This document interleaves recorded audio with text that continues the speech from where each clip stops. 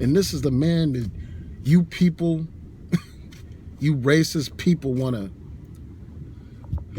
have as the Attorney General.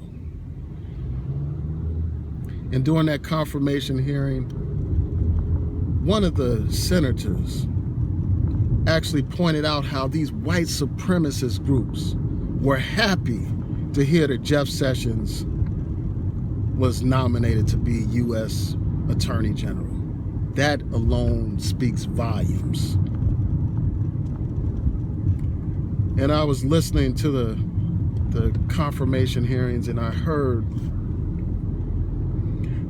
one of the witnesses for Jeff Sessions, somebody from, I think it's the Fraternal Order of Police, basically praised Jeff Sessions. And that alone should speak volumes. These people, this man was talking about how Jeff Sessions would be the kind of Attorney General who basically won't speak out about these police brutality cases in the same way that Eric Holder did. He talked about how with Jeff Sessions in place, he won't go before the media and talk about a case before an investigation is complete and all that kind of stuff. They see a friend in Jeff Sessions.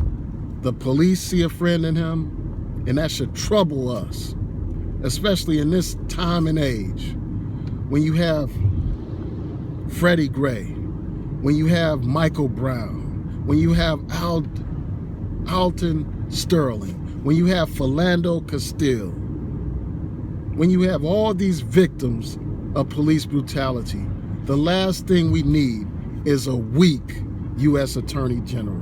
The last thing we need is a racist U.S. Attorney General. We need somebody that is a fierce advocate for social justice, a fierce advocate for civil rights. We don't need somebody who joked about the KKK, joked about how they were okay with him until he found out that they smoked marijuana. He was okay with them when they were bombing black churches, okay with them when they were burning crosses, okay with them when they were killing civil rights workers. Okay with them until he found out that they smoked a little herb. That alone should speak volumes. So again, I urge each and every one of you to contact your senator and urge them not to vote for Jeff Sessions' confirmation. Urge them to vote against his confirmation. And before I go, I must address those Uncle Toms, those sellouts, those turncoats, those traitors, those black Judases amongst us who actually supported this man, who actually testified in his support and supported this man. I have to call him out. You had this guy, Larry Thompson, talking about how Jeff Sessions is such a friend of his, how Jeff Sessions would make a good U.S. Attorney General. Despite all that stuff that I already told you about, that one issue alone of voting rights, yet you still have these handkerchief heads, these sellouts, these boot-licking, ass-kissing, shoe-shining Uncle Toms, Uncle Ruckuses, damn traitors, house Negroes, defending this man, defending him and supporting him.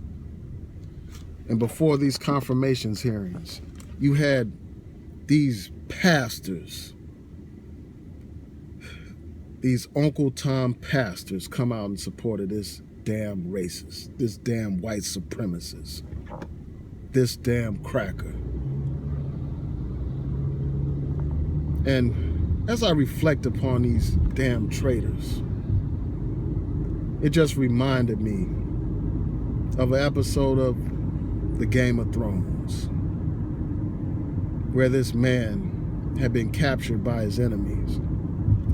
His enemy tortured him. His enemy castrated him. His enemy broke him down psychologically, broke him, and made him into his personal slave.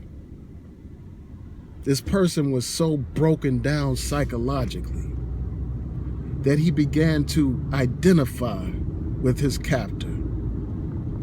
He began to suffer from a classic example of Stockholm Syndrome. He loved his captor at a certain point. He served his captor at a certain point. And when his countrymen, when his sister came to rescue him from his captor, he fought against his sister and his countrymen in order to remain with his captor, in order to continue to serve his captor. And that's how I see these house Negroes. That's how I see these bootlickers and ass kissers, these damn traitors. They're victims of Stockholm Syndrome. They identify with their captor. They identify with a man that opposes voting rights. They identify with a man who the police feel comfortable with because they know he's not going to speak out against police brutality. They feel comfortable with this man because they suffer from Stockholm Syndrome. They love the enemy.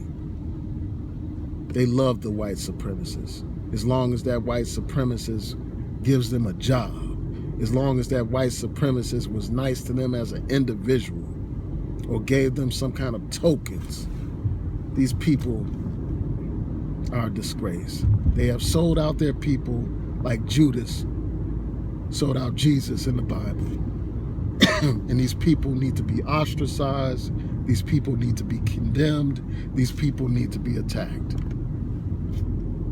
because they are the worst among us.